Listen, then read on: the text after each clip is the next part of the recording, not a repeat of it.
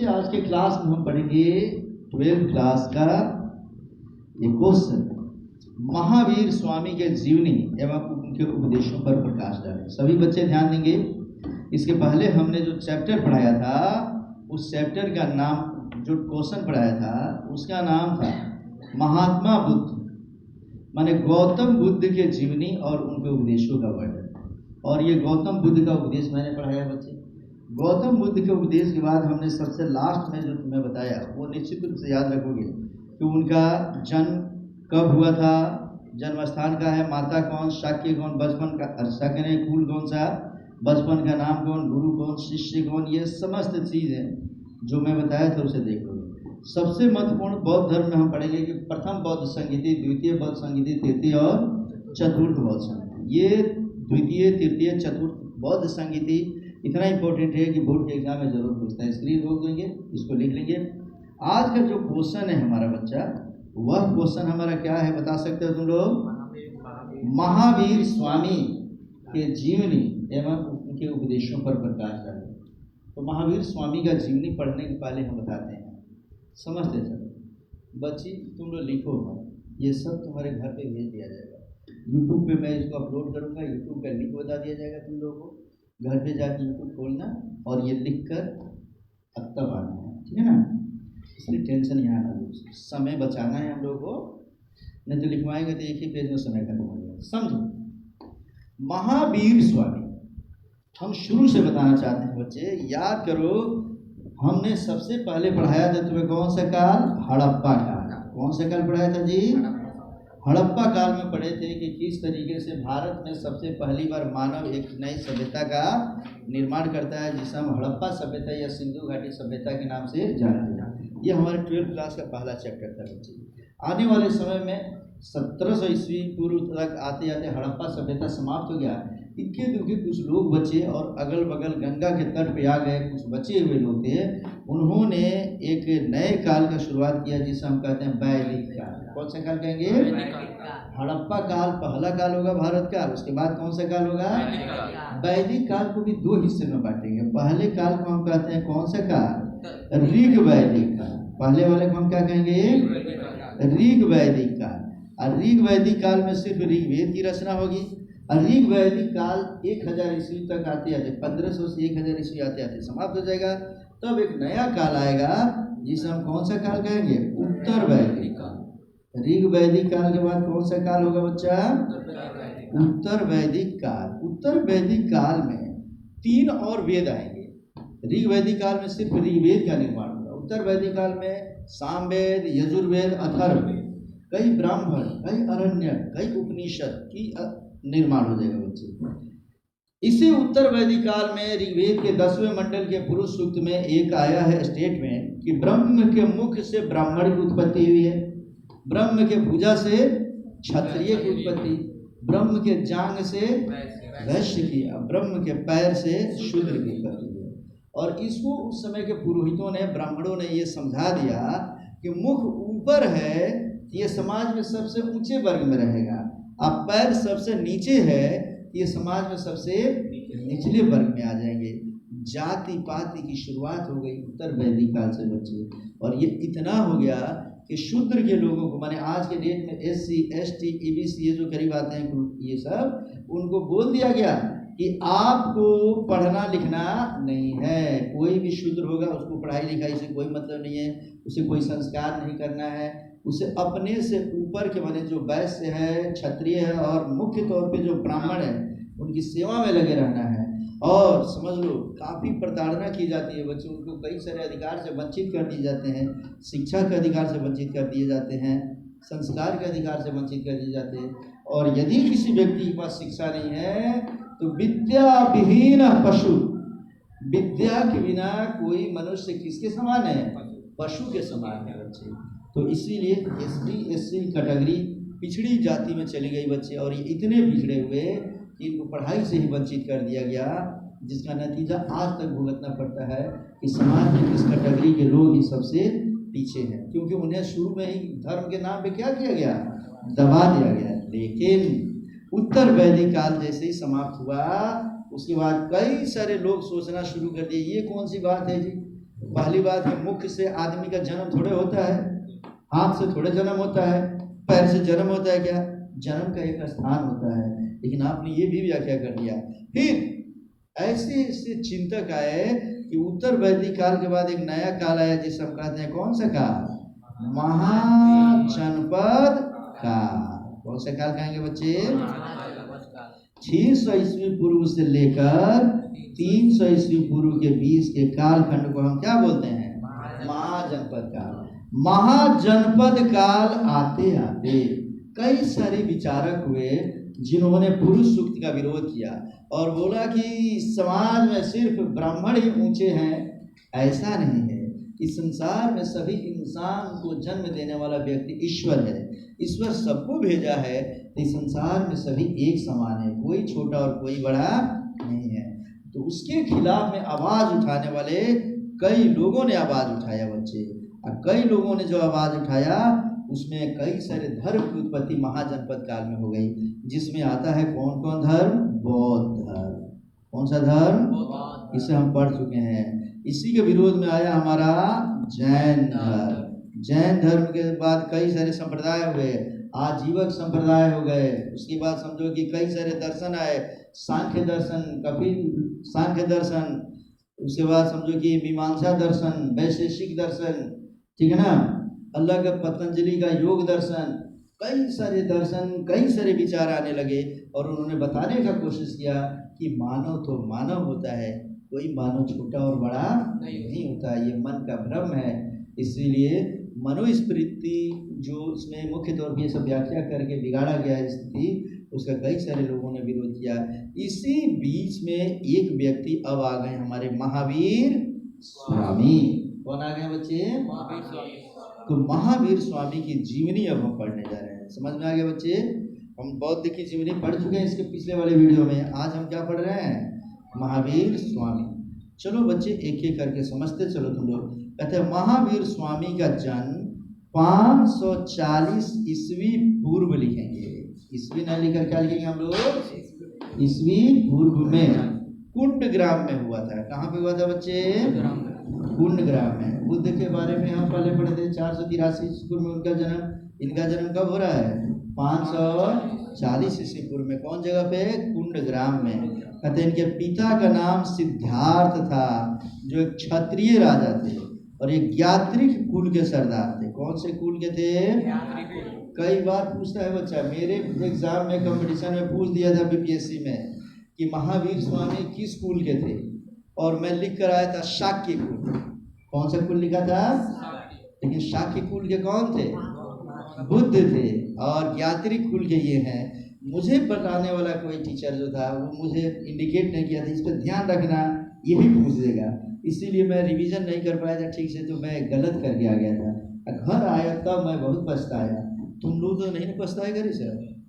तो तुम लोग इसको याद रखना, कौन से कुल के थे ये? कहते हैं इनके माता का नाम त्रिशला था। माता का नाम क्या था जी? त्रिशला। पिता का नाम सिद्धार्थ। इसे भूलेंगे नहीं हम। पिता का नाम सिद्धार्थ, याद रख लेना। यह सिद्धार्थ इनके पिता का नाम है। और बुद्ध के बचपन का नाम क्या था?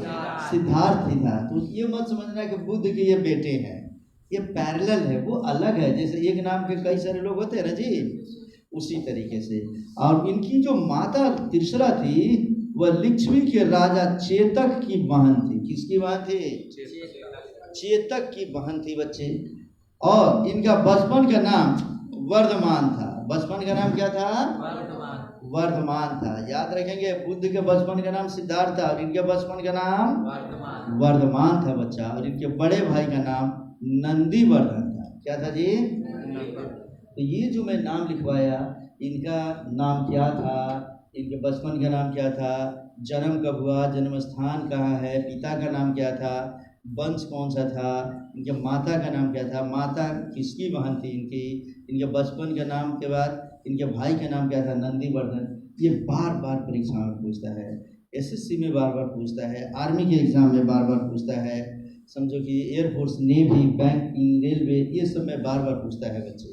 तो इसको भूलोगे नहीं है, तुम्हारे एग्जाम में तो पूछता ही है। कहता है कि जब महावीर स्वामी बाल्यावस्था से निकले तब वो सन्यास जीवन को धारण कर लिए तथा घर परिवार का त्याग कर लिए। महावीर स्वामी का शादी, इनकी भी शादी होती है बच्चे, किससे? शादी यशोदा के साथ हुआ। इनके पत्नी का नाम क्या था? यशोदा। भूलोगे नहीं ना सर? और कहता है तथा इनकी एक पुत्री भी हुई जिसको अनुज्या या प्रियदर्शनी के नाम से हम जानते हैं। तो इस तरीके से महावीर स्वामी, जिस प्रकार बुद्ध की शादी कर दी गई 16 वर्ष की अवस्था में, उसी प्रकार इनकी भी शादी होती है बच्चे। बुद्ध को घर छोड़ने की प्रेरणा जब उसके अंदर जग जाती है तो वह घर छोड़ते हैं 29 वर्ष की अवस्था में। कितने वर्ष की अवस्था में? ये भी घर छोड़े, लेकिन ये घर छोड़ेंगे 30 वर्ष की अवस्था में। कितने वर्ष की अवस्था में? 30 वर्ष। बुद्ध जब घर छोड़ेंगे तो जाएंगे अपनी पत्नी के पास, सोई हुई पत्नी को जगाने की कोशिश करें, लेकिन जगाएंगे नहीं। पत्नी को और राहुल बेटे को छोड़कर रात के अंधेरे में चल देंगे। लेकिन यह पूरा एकदम समझो कि व्यवस्था के साथ ये निकलेंगे बच्चे, और इतनी व्यवस्था के साथ निकलेंगे कि मतलब ये अपना रास पाठ सब कुछ अपने भाई नंदीवर्धन को दे देंगे और सबसे परमिशन मानकर हाथ जोड़कर विदा ले लेंगे कि अब मैं घर द्वार छोड़कर मैं सन्यास जीवन जीने जा रहा हूँ। समझ में आ रहा है बच्चे? कितने साल की अवस्था में ये छोड़ेंगे? 30 साल। ये सब नोट कर लोगे, जिस नोट्स में नहीं है वो मैं समझा रहा हूँ, उसे नोट करते जाना। महावीर स्वामी अपने माता पिता की मृत्यु के बाद अपने बड़े भाई नंदीवर्धन से अनुमति लेकर अपना घर छोड़ दिए तथा सन्यास जीवन को धारण कर लिए। याद रख लेना, ये कितने वर्ष की अवस्था में घर छोड़ेंगे? 30 वर्ष की अवस्था में घर छोड़ते हैं बच्चे, ठीक है ना। और सन्यास जीवन को धारण कर लिए। वह कैवल्य प्राप्ति के लिए इधर उधर घूमते रहे। बहुत समय बीतने के पश्चात लगभग 12 वर्ष के बाद महावीर स्वामी को जंभीय गांव के निकट ऋजुपालिका नदी के तट पर एक साल वृक्ष के नीचे संपूर्ण ज्ञान की प्राप्ति हुई। ज्ञान प्राप्ति के बाद महावीर जीन मतलब विजेता, अहत माने पूज्य, निग्रंथ मतलब बंधनहीन कहलाए। माने दुनियावी सांसारिक मोह माया से ऊपर उठते हुए महावीर स्वामी कैवल्य को प्राप्ति करते हैं बच्चे। अब यहाँ पे मैं थोड़ा समझाना चाहूँगा। बुद्ध 29 वर्ष की अवस्था में घर छोड़े थे और महावीर स्वामी 30 वर्ष की अवस्था में। बुद्ध बिना बताए हुए रात के अंधेरे में निकल जाते हैं, लेकिन महावीर स्वामी सबके सामने अपने बड़े भाई नंदीवर्धन को, मैंने अपने भाई नंदीवर्धन को समस्त चीज को देते हुए बताते हुए सबसे परमिशन लेकर निकलते हैं। बुद्ध 6 वर्ष की कठिन तपस्या करते हैं, तब उनको ज्ञान की प्राप्ति हो जाती है बच्चे। और ये 12 वर्ष की कठिन तपस्या करते हैं, तब इनको ज्ञान की प्राप्ति होती है। बुद्ध को समझो बोध गया में ज्ञान की प्राप्ति होती है, इनको जंभीय गांव के निकट इनको ज्ञान की प्राप्ति होती है। बुद्ध ऋजुपालिका नदी के तट पर बुद्ध जो है वह निरंजना नदी के तट पर ज्ञान प्राप्त करते हैं। महावीर ऋजुपालिका नदी के तट पर ज्ञान प्राप्त करते हैं। बुद्ध पीपल वृक्ष के नीचे ज्ञान प्राप्त करते हैं और ये साल वृक्ष के नीचे ज्ञान प्राप्त करते हैं। इस तरीके से बच्चे बुद्ध ज्ञान प्राप्ति के बाद, माने गौतम ज्ञान प्राप्ति के बाद बुद्ध कहलाते हैं, और वर्धमान ज्ञान प्राप्ति के बाद ये महावीर कहलाते हैं, माने जीन कहलाते हैं, अहत कहलाते हैं और निग्रंथ कहलाते हैं। तो जीन का मतलब क्या होता है? विजेता। किस पर विजेता जी? जो अपने समस्त ज्ञानेंद्रियों पर विजय प्राप्त कर ले, वह जीन है। ज्ञानेंद्रियां हमारी 5 होती है। ह्यूमन ऑर्गन्स कितने होते हैं? 5 होते हैं। ज्ञानेंद्रियां किसे कहते हैं बच्चे? वह हमारे 5 अंग जिससे हम किसी चीज का ज्ञान प्राप्त करते हैं, उसे हम ज्ञानेंद्रिय कहते हैं। जैसे आँख, किसी को हम देखते हैं तो देखने के बाद उसके बारे में सोचना शुरू कर देते हैं। नाक, कान, मुंह और त्वचा, ये ऐसी चीजें हैं बच्चे जो हमें सोचने समझने के लिए और इस मोह माया के चक्कर में हमें हमेशा डाली रहती है। आंख बंद कर लिए तो कोई नहीं दिखाई देगा बच्चा, तो कौन सुंदर है कौन कुरूप है पता नहीं चलेगा, लेकिन आंख खोलते ही हम मन में सोचते हैं ये बड़ी सुंदर है, ये उतनी सुंदर नहीं है, हम तुलना करने लगते हैं और संसारिक मोह माया के चक्र में हम पड़ जाते हैं बच्चे।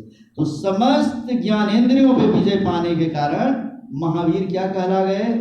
जीन। हर समझ में ना जी? अहत हो गए ये। अहत माने पूज्य। कई सारे लोग अब इनको पूजने लगे। और निग्रंथ, ये बंधनहीन थे बच्चे। इन्हें अपनी पत्नी सामने रहे तब, या पुत्र सामने हो तब, पुत्री सामने हो तब, या कोई भी हो, इन्हें कोई भी संसारिक मोह माया अब नहीं था बच्चे। महावीर स्वामी, थोड़ा सोचोगे बच्चे, 30 वर्ष की अवस्था में जब घर छोड़ते हैं तो घर छोड़ते समय समझ जाते हैं कि संसार माया का चक्र है, जिसमें हम जिसे अपना समझते दुनिया में कोई अपना नहीं है।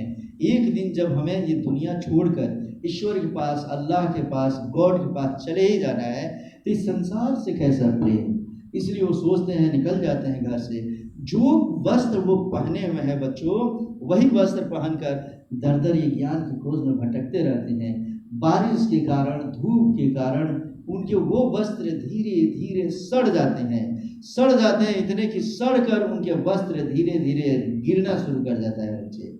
और एक दिन इनके पूरे वस्त्र गिर जाते हैं बच्चे। 12 वर्ष के अंदर वो सोचो, एक ही कपड़ा पहन के निकलोगे तो शरीर पे कब तक रहेगा बच्चे? बारिश हो, आंधी हो, तूफान हो, धूप हो, पढ़ते पढ़ते, और इनका पूरा शरीर नग्नावस्था में हो जाता है। ये पूरे शरीर को मैंने निर्वस्त्र होकर नंगे ये घुमा करते हैं। गांव और मोहल्ले के कई सारे बच्चे इनको पीछे से पत्थर मारते हैं। कोई इनको पागल समझता है, और कई सारे लड़के इनको पत्थर मारते हैं। पत्थर की चोट खा लेते हैं, आगे बढ़ते हैं, लेकिन वह यह सोच ही नहीं पाते हैं कि हम कपड़ा भी पहनना चाहिए। क्योंकि ज्ञान ये कहता है बच्चे, मैंने तुम्हें बताया था शरीर क्या है और आत्मा क्या है। तो शरीर झूठा है, आत्मा सत्य है। क्योंकि सत्य कभी मरता नहीं और झूठ हमेशा मरते रहता है बच्चे। यह मानव शरीर, कर्मणी शरीर आज जो जन्म लिया है, कल यह समाप्त हो जाएगा। जैसे ही हमारे शरीर के अंदर की आत्मा निकलेगी, ये हमारा शरीर, जिसे आज मान लो तुम्हें कहता है कोई कि चलो ये पप्पू है, पप्पू की आत्मा निकलते ही लोग ये नहीं कहेंगे वो पप्पू है, क्या बोलेंगे? वो लाश है। अरे समझना, तुरंत हमारा नाम समाप्त कर दिया जाता है। और कोई नहीं कहेगा ये पप्पू है कि शिल्पी है कि आरती है, क्या बोलेंगे लोग? वो लाश है।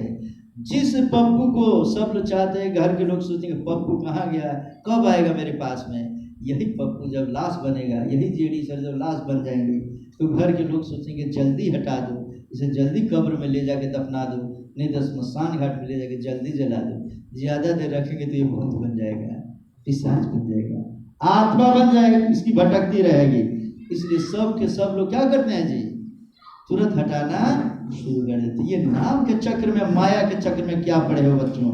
ये संसार जब तक जीवित हो तुम्हें अपना समझता है, जैसे ही हम लोग मरते हैं हम लोग क्या हो जाते हैं, बॉडी बन जाते हैं। अंग्रेजी में बोले तो बॉडी, हिंदी में बोले तो लाश, और मुसलमानों के यहाँ चले जाए तो मैयत।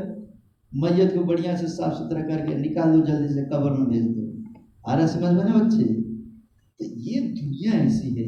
महावीर स्वामी इस चीज को समझ जाते हैं और समझते हैं तो कहते हैं ये शरीर जब झूठा है, जिस झूठे के अंदर हमारी आत्मा जो पड़ी है वो सत्य है, तो एक सत्य को माने आत्मा को एक झूठा शरीर ढक रखा है, तो झूठे को भी ढकने की क्या जरूरत है। सत्य को, अच्छी चीजों को तो छुपाया जा सकता है, जो मरणशील हो उस आत्मा को माने उस शरीर को छुपाने की क्या जरूरत।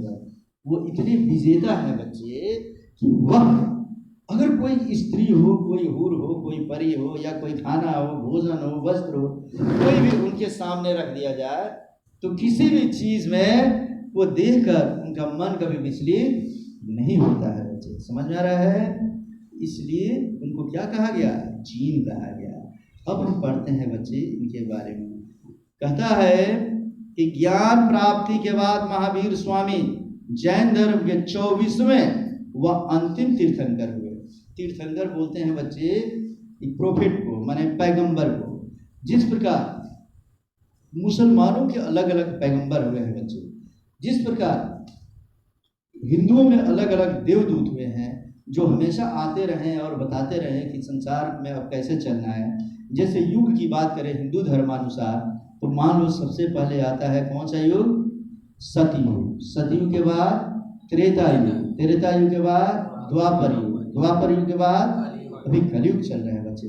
समस्त युगों में अलग अलग देवी देवता आते रहे, समझ लो 33 करोड़ देवी देवता है, और बताने की कोशिश की है। इस्लाम धर्म की बात करेंगे। बोलो बच्ची, तुम खड़ी हो जाओ। कबिलासपुर वाली, क्या नाम है तुम्हारा? हैं? नाफरीन? चलो बच्चे, नासरीन बोलो। नासरीन बताओ, इस्लाम धर्म का सबसे पहला प्रवर्तक, पहले पैगंबर कौन है? हजरत आदम अलैहिस्सलाम। आदम से बन गया आदमी। हिंदू धर्मानुसार मनु आए सबसे पहले, अब मनु के वंशज कहला गए मनुष्य, और आदम के वंशज क्या कहला गए? आदमी। ठीक है, चलो इस्लाम धर्म के सबसे अंतिम पैगंबर का नाम बोलो। हजरत मोहम्मद साहब सल्लल्लाहु अलैहि वसल्लम। ये जानो नासरी, बैठ जाओ, समझिए। मतलब इस्लाम धर्म में अलग अलग 1,24,000 कमोबेश पैगंबर आए, देवदूत आए, और उन्होंने बताने की कोशिश किया। तो इस्लाम धर्म के सबसे अंतिम पैगंबर का नाम था हजरत मोहम्मद साहब सल्लल्लाहु अलैहि वसल्लम। उसी प्रकार जैन धर्म के सबसे पहले तीर्थंकर जो थे वह हमारे थे ऋषभ देव। कौन थे जी? ऋषभ देव। सब हम इसमें लिखे हुए हैं, नहीं लिखे हैं तो लिख रहा हूँ, लिख लेना घर पे तो, ठीक है ना जी। और ऋषभ देव इनके पहला, उसी तरह इनके 23वां तीर्थंकर थे पार्श्वनाथ। कौन थे जी? पार्श्वनाथ। इसमें सब मिलेगा तुम्हें। आज 24वां और अंतिम तीर्थंकर है, इसमें तीर्थंकर है कौन? महावीर स्वामी। तो महावीर स्वामी के बारे में ये सब ठीक से तुम समझते चलोगे बच्चे, ठीक है। तो कहता है कि यह अपना उपदेश प्राकृत भाषा में दिए। कौन भाषा में दिए जी? प्राकृत माने अर्ध मगधी, इसे समझेंगे। प्राकृत 3 भाषाएं भारत में प्रचलित है। एक है संस्कृत, हिंदू धर्म के मैक्सिमम ग्रंथ जो है किसमें है? संस्कृत में है। दूसरे आते बुद्ध। बुद्ध जो है वह समझो कि पाली भाषा में अपना उपदेश देते हैं। पाली लोकल भाषा है, आ समझ में ना। और जैन धर्म के महावीर स्वामी हैं, यह प्राकृत भाषा में उपदेश देते हैं। प्राकृत पाली और संस्कृत दोनों का मिला जुला रूप है, समझ में आ गया। तो कहता है कि इनके सभी अनुयायी निग्रंथ माने बंधनहीन कहलाए। अर्थात महावीर स्वामी को मानने वाले जो भी लोग होंगे बच्चे, वह सब के सब निग्रंथ कहलाएंगे, माने उनको बंधनहीन होकर मोह माया के चक्र से मुक्त होकर वे दुनियावी सुख को छोड़कर और अलग चले जाते हैं बच्चे, ठीक है ना जी। अब इसमें नेक्स्ट है कि महावीर स्वामी के, अब इसमें कई अनुयायी, जैसे बुद्ध के कई अनुयायी हम लोग पढ़े थे ना, उसी प्रकार इसमें पढ़ रहे हैं कि महावीर स्वामी के प्रथम अनुयायी उनके दामाद प्रियदर्शनी के पति जामिल बने। सोचो बच्चे, यह जब आते हैं और अपना बताने की कोशिश करते हैं कि मुझे ज्ञान की प्राप्ति हो गई है, मैं जीन हो गया हूँ, मुझे कैवल्य की प्राप्ति हो गई है, तो जब उपदेश देते हैं तो प्रथम शिष्य कौन बनता है? उनके दामाद कौन?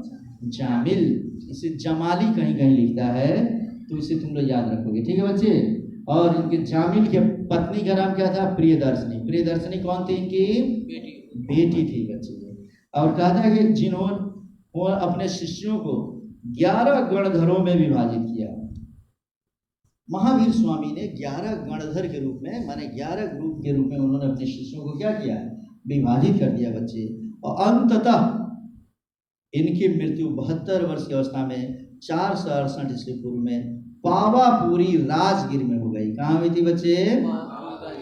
राजगीर में पावापुरी एक जगह, मैंने गया के बगल में है, गया से करीब 60-70 किलोमीटर दूर है बच्चे राजगीर। राजगीर की पहाड़ियाँ सुने हो तुम लोग?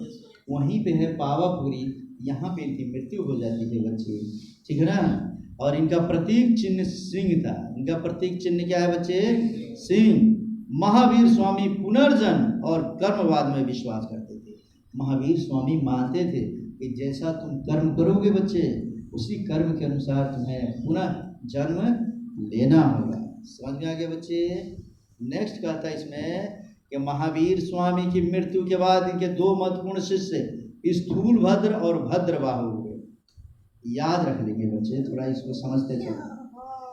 468 ईस्वी पूर्व में जैसे इनकी मृत्यु होती है, इनके मृत्यु के बाद से इनके 2 शिष्य के हाथ में आता है ये बागडोर संभालने के लिए। जैसे अंगद और उपाली बुद्ध के 2 महत्वपूर्ण शिष्य है, उसी तरह इनके 2 महत्वपूर्ण शिष्य कौन कौन है? स्थूलभद्र और भद्रवाह। जब इनकी मृत्यु पड़ी बच्चे, उस समय समझो कि अकाल पड़ा बहुत बेजोड़। अकाल जब पड़ा तो स्थूलभद्र और भद्रबाहु ने कहा कि यदि हम सभी एक जगह रहते हैं तो अगर हम सब मर जाएंगे तो हमारे धर्म को, जैन धर्म को चलाने वाला कोई व्यक्ति नहीं रहेगा। इसलिए हुआ कि स्थूलभद्र आप उत्तर भारत में रहिए, अब भद्रबाहु को कहा कि भद्रबाहु आप दक्षिण भारत में चले जाइए। यही लिखवाया हूं मैं बच्चे कि इनकी मृत्यु के बाद जैन धर्म की 2 संगीतें हुई और 12 वर्ष के लिए मगध में भीषण अकाल पड़ गया, जिसके कारण भद्रबाहु अपने शिष्यों को लेकर कर्नाटक चले गए। दक्षिण भारत में कहाँ गए जी?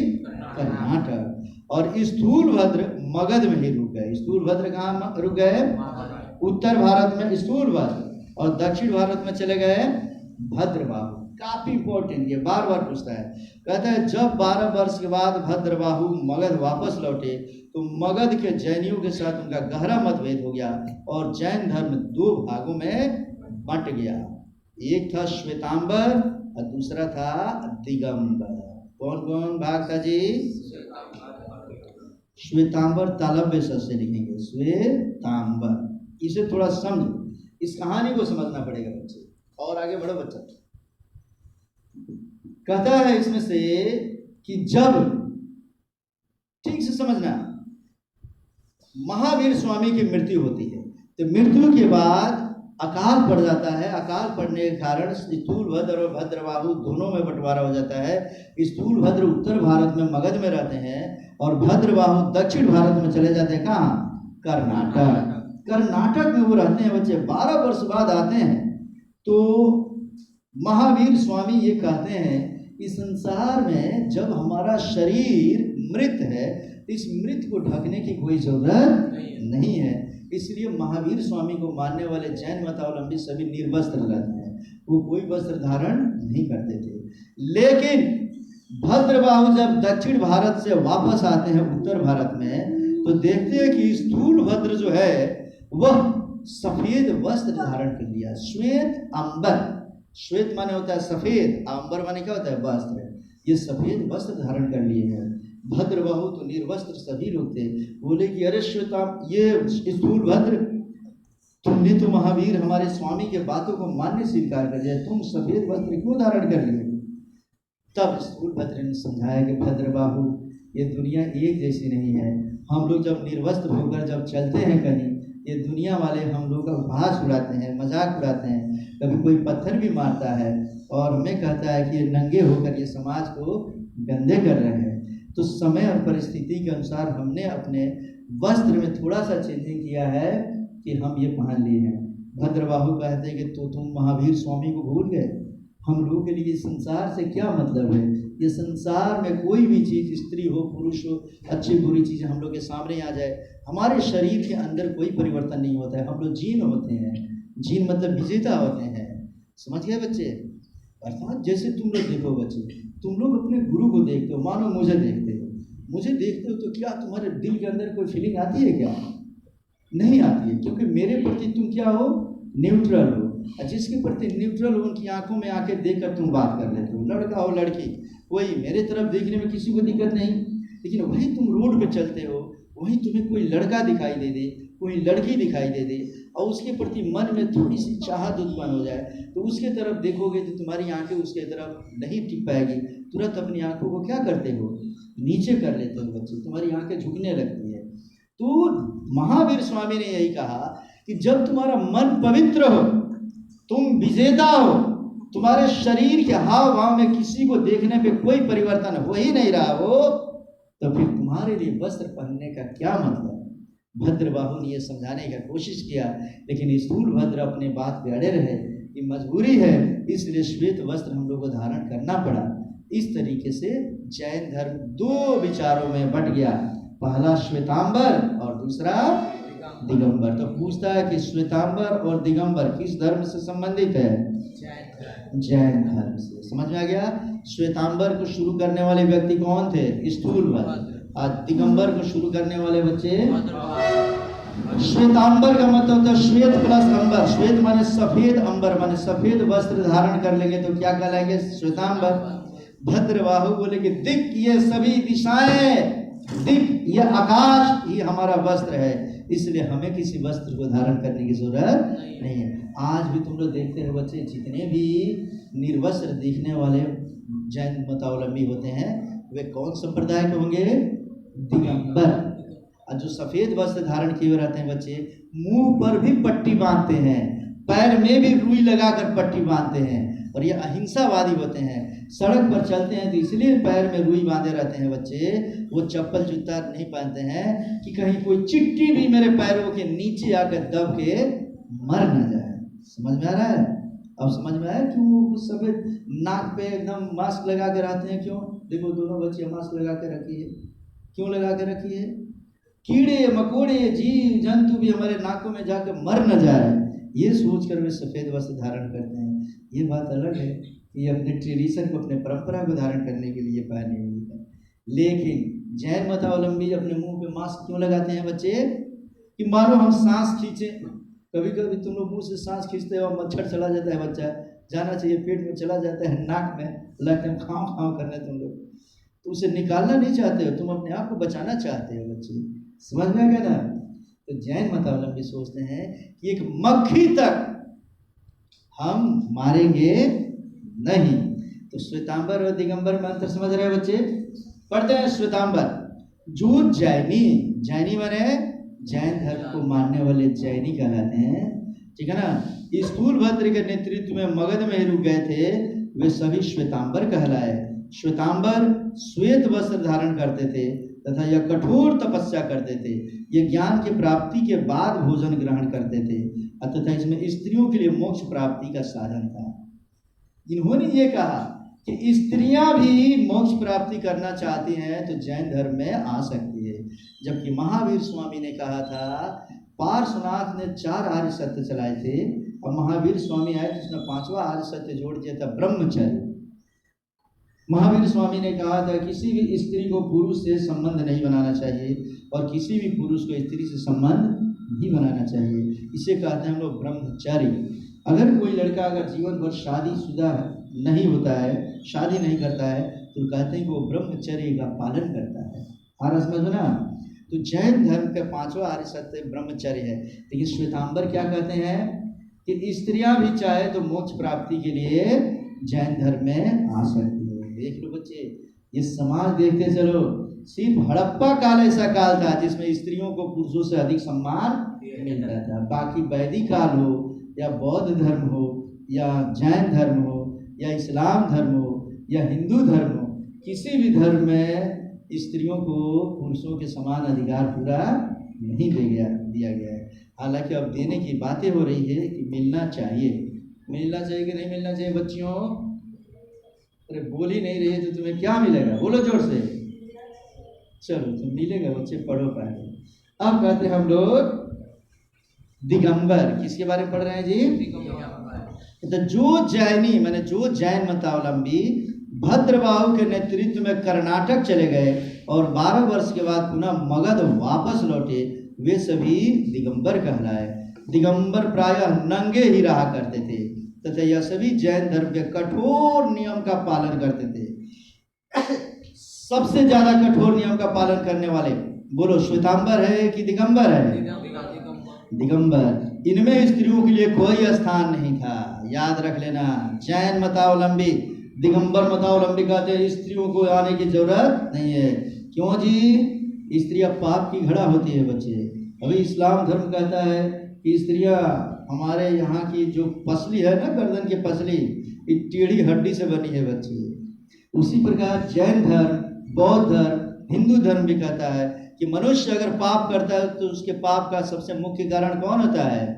स्त्री होता है बच्चे। अगर तुम्हारे घर में 2 भाई तुम लोग जन्म लिए हो, माँ के कोख से अगर 4 भाई अगर पैदा हो गए बच्चे, एक ही गर्भ से पैदा हुए हैं, चारों एक रहेंगे। लेकिन जैसे ही चारों की शादी होगी, 4 जगह की 4 महारानियां आएगी, चारों अपनी अपनी बुद्धि लगाएगी, चारों भाई को 4 जगह बांट देगी, चारों लाठी लेके चारों मारने के लिए तैयार हो जाएगा। और वही अगर कोई स्त्री नहीं आती है तब तक सब एक है बच्चे। ये मैं नहीं कह रहा, ये सब धर्म कह रहा है बच्चे, समझ में आ गया ना। तो इसीलिए श्वेतांबर कहता है कि स्त्रियों को भी प्रवेश है, स्त्रियां भी प्रवेश ले सकती है, लेकिन दिगंबर क्या कहता है जी, किसी भी स्त्री को इसमें प्रवेश करने की इजाजत नहीं है। ये लोग ज्ञान प्राप्ति के बाद कंद मूल फल आदि खाते थे। मतलब समझ लो बच्चे, श्वेतांबर ज्ञान प्राप्ति के बाद वो भोजन भी कर लेते थे, चावल दाल भी खा सकते थे, लेकिन दिगंबर जब भी खाते थे तो क्या, कंद मूल फल फूल खाते थे बच्चे। इस तरीके से बच्चे अंत में 540 ईस्वी पूर्व जरूर लिखेंगे से लेकर 468 ईस्वी पूर्व तक के काल को जैन धर्म का काल कहा गया। इसे कौन सा काल कहा गया बच्चे? इस धर्म के संस्थापक ऋषभ देव थे, परंतु उनके वास्तविक संस्थापक महावीर स्वामी को माना जाता है। जैसे इस्लाम धर्म के संस्थापक कौन है? आदम अलैहिस्सलाम। आदम ही चूंकि आदम अलैहिस्सलाम ही इस्लाम धर्म के पहले पैगंबर हैं, लेकिन वास्तविक किसे माना जाता है? हजरत मोहम्मद साहब को माना जाता है। इसके पहले ईसा अलैहिस्सलाम, मूसा अलैहिस्सलाम, यूनुस अलैहिस्सलाम, नूह अलैहिस्सलाम, कई सारे अलैहिस्सलाम करके 1,24,000 पैगंबर हुए, लेकिन महत्वपूर्ण स्थान मिला किसको? अंतिम को। उसी प्रकार इसमें महत्वपूर्ण स्थान किसको मिल गया? महावीर स्वामी को माना जाता है, जो जैन धर्म के 24वें एवं अंतिम तीर्थंकर हुए। जैसे इस्लाम धर्म में बता दिया गया कि हजरत मोहम्मद साहब के बाद से अब कोई पैगंबर इस संसार में नहीं आएगा। हिंदू धर्म में बता दिया गया कि अब इस दुनिया में कोई देवता नहीं आएंगे। यदि किसी देवता के पास यदि तुम कोई चीज भेजना चाहते हो, मान लो शंकर भगवान के पास कोई चीज भेजना चाहते हो, तो तुम्हें एक देवता बना दिया गया, माध्यम देव, जिसे अग्नि के रूप में रख दिया गया। और पंडित जी जब जाते हैं और घी अगर भेज देना हो शंकर भगवान को, तो वो घी को अग्नि में डालते हैं, और अग्नि में डालते हुए ये सोचते हैं कि अग्नि देव उसको ले जाकर किसको देंगे? शंकर भगवान को देंगे। इसीलिए कहते हैं ओम शंकराय स्वाहा, मतलब हे भगवान शंकर भगवान को यह चीज स्वाहा माने समर्पित, और ये कहते हुए आग में डाल देते हैं, सोचते हैं कि चला जाएगा किसके? शंकर भगवान। मान लो कि अगर राम नारायण कोई व्यक्ति है, वो मर गया है, अब उसको अगर घी देना है तो पंडित जी थोड़ा सा घी लेकर आग में डालेंगे, ओम राम नारायण स्वाहा, तो हे भगवान अग्नि देवता को मैं दे रहा हूँ, हे अग्नि देवता ले जाकर इसको दे दीजिए, किसको? राम नारायण को दे दीजिए। तो हिंदू धर्म में माध्यम देवता बन गए अग्नि, और ये बता दिया गया कि अब कोई देवता यहाँ जन्म नहीं लेंगे। इस्लाम धर्म में हजरत मोहम्मद साहब आ गए, और ये बता दिया गया कि अब कोई पैगंबर इस संसार में नहीं आएगा। जैन धर्म में समझो कि महावीर स्वामी आए, 24वें तीर्थंकर, इन्होंने भी बता दिया कि अब कोई अलग तीर्थंकर यहाँ नहीं आएगा, हम लोग चले गए, इसी को तुम्हें पालन करना है बच्चे। इस तरीके से ये हमारा हुआ बच्चे महावीर स्वामी की जीवनी। अब महावीर स्वामी का उपदेश है बच्चे, तो महावीर स्वामी के उपदेश को हम अगले वीडियो में पढ़ेंगे। मुख्य तौर पे मैं थोड़ा सा समरी बताता हूँ। महावीर स्वामी यह जो आते हैं और यह अपना उपदेश देते हैं बच्चे, इन उपदेशों में इनके पहले 4 आर्य सत्य दिए थे पार्श्वनाथ। कौन दिए थे जी? 4 आर्य सत्य, जिसका पालन ये सभी करते थे। यह देने वाले थे पार्श्वनाथ। कौन थे बच्चे? पार्श्वनाथ। पार्श्वनाथ ने कहा था कि यदि तुम जैन धर्म का पालन करना चाहते हो तो तुम्हें 4 आर्य बिल्कुल सच्ची चीजें हैं जिसे अपनाना पड़ेगा। अगर नहीं अपनाते हो तो तुम समझो कि जैन धर्म से खारिज हो। आर्य सत्य मतलब क्या? इस्लाम धर्म को मानने वाले अगर हम बात करें तो वह माना जाता है कि उनके लिए 5 आर्य सत्य है। कौन कौन? रोजा, नमाज, हज, ज़कात और कलमा। जो कलमा पे यकीन रखता है, रोजा रखता है, नमाज पढ़ता है, ज़कात देता है और पैसा होने पे हज करता है, इस 5 अरकान को जो पूरा करता है वो मुसलमान है, और जो नहीं पूरा करता है वो मुसलमान नहीं है। उसी प्रकार जैन धर्म में बताया गया कि 4 आर्य सत्य का पालन करने वाले लोग ही जैन मतावलंबी होंगे। पहला कौन सा होगा? अहिंसा। ये दिए हैं 4 ठो, पार्श्वनाथ ने दिया है। पार्श्वनाथ जैन धर्म के 23वें तीर्थंकर है। पहला क्या दिया था, पढ़ो? अहिंसा, मैंने हिंसा नहीं करना है। दूसरा दिया उन्होंने क्या? सत्य। अहिंसा के बाद क्या दिया? सत्य। सत्य वचन बोलना है।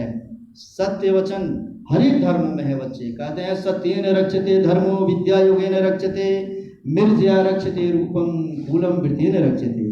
जिस प्रकार धर्म की रक्षा सत्य से होती है, हिंदू धर्म हो, बौद्ध धर्म हो, जैन धर्म हो, सिख धर्म हो, ईसाई धर्म हो, कोई भी धर्म क्यों ना हो बच्चे, इस्लाम धर्म हो, सत्य सभी धर्मों में है। यदि तुम सत्य छोड़कर असत्य बोलने लगे तो धर्म से खारिज होता। ठीक है बच्चे, पापी हो। तो पहला था इनका अहिंसा, दूसरा क्या है? सत्य वचन, तीसरा अस्तेय। अस्तेय का मतलब क्या होता है बच्चे? चोरी नहीं करना, चोरी किसी भी व्यक्ति को नहीं करना है। और चौथा है अपरिग्रह। अगला कौन सा है? अपरिग्रह। अपरिग्रह माने धन संचय नहीं करना। पाप का मूल कारण क्या होता है बच्चा? धन संचय। मान लो तुम्हारी नौकरी लग गई, तुम लोग क्लर्क बन गए, और सोचते हो कि इतना कमा लेने का ऑफिसर भी फेल हो जाए, तो क्या करोगे? माने धन को संचय करने के लिए घूसखोरी करेंगे, बेईमानी करेंगे, तो उससे बचना है। इस तरीके से 4 आर्य सत्य इन्होंने दिया था बच्चा। बताते चलो। पहला आर्य सत्य उन्होंने क्या बोला? अहिंसा, याद रखोगे। दूसरा कौन सा? सत्य वचन। तीसरा कौन? अस्तेय माने चोरी नहीं करना। और चौथा कौन? अपरिग्रह, धन संचय नहीं करना। ये 4 आर्य सत्य दिए थे इसके 23वें तीर्थंकर पार्श्वनाथ। किसने दिया था? पूछता है कि 4 आर्य सत्य, चतुर्याम संबर मत किसने दिया? 4 आर्य सत्य को बोलते हैं चतुर्याम संबर मत। क्या बोलेंगे? लिख लेंगे इसको, कॉपी में लिख लेंगे। क्या लिखेंगे? लिखना घर पे लिख लेना, मैं नोट्स में लिख दे रहा हूं। चतुर्याम संबर मत ये किसने दिया था बोलो? पार्श्वनाथ। माने 4 आर्य सत्य कितने दिया? पार्श्वनाथ ने। अब जब महावीर स्वामी आए तो उन्होंने 5वां आर्य सत्य दे दिया। कौन सा? ब्रह्मचर्य। क्या बोला जी? यह जीवन का सबसे महत्वपूर्ण सिद्धांत इन्होंने दिया। और इन्होंने कहा कि किसी भी स्त्री को किसी भी पुरुष से संबंध ही नहीं बनाना चाहिए। आ रहा समझ में ना? एक दूसरे से बच के रहो। इससे तो प्रकृति ही रुक जाएगी बच्चे। लेकिन धर्म धर्म है, ठीक है ना? तो इस धर्म को मानने वाले मुख्य तौर पे जो अपना घर छोड़कर और समझो कि जैन मतावलंबी हो जाते हैं, उनके लिए मुख्य तौर बताते हैं कि इसे अपना लेने वाले, पूर्ण रूप से अपनाने वाले व्यक्ति ब्रह्मचर्य का पालन करेंगे। अर्थात किसी स्त्री पुरुष होगा तो स्त्री से कोई संबंध स्थापित करने की कोशिश नहीं करेगा। तो 5 आर्य सत्य दे दिया। 5वां आर्य सत्य दिया किसने? महावीर स्वामी ने। और 4 आर्य सत्य दिया था किसने? 23वें तीर्थंकर पार्श्वनाथ ने। इनके पहले तीर्थंकर कौन थे? ऋषभ देव। तो हम इनके उपदेश ये क्या क्या है बच्चे, इस उपदेश को पढ़ेंगे हम इसके अगले वीडियो में। मिलते हैं नेक्स्ट वीडियो में।